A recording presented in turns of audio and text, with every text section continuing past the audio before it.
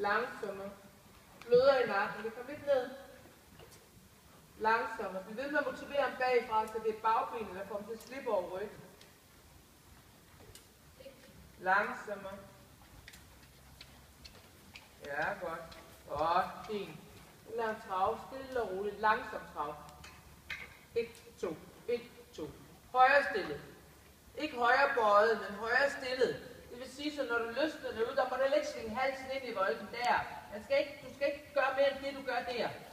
Så har du roligt også, ikke? Og det er også derfor, at jeg tror, der hvor du føler, du kommer til at gøre for meget tid, du kommer til at tage for meget tøjle, ikke? Du skal tænke på at arbejde længere ude på bidet.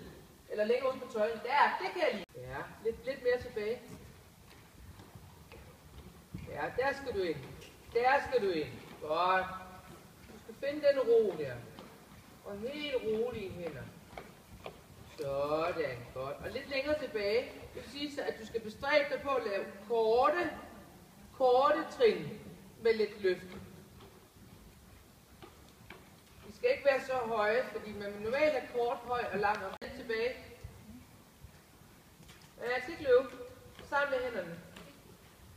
Prøv at se på mig. Prøv at markere den her i den halve parade, og så ret dig. Læn dig tilbage. Du ses. Vi snakker om 2 forskellige ting nu.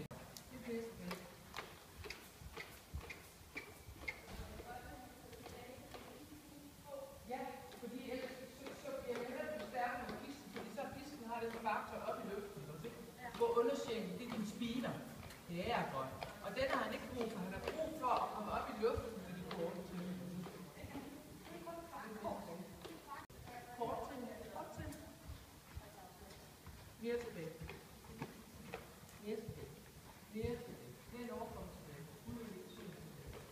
Og nu bare når det skal komme misforståelse til andet. Men du ved, at du skal bare komme med her. Det giver rigtig noget over. Jeg skal ikke sejle ud. Lad den udvendige ting være tilbage. Langt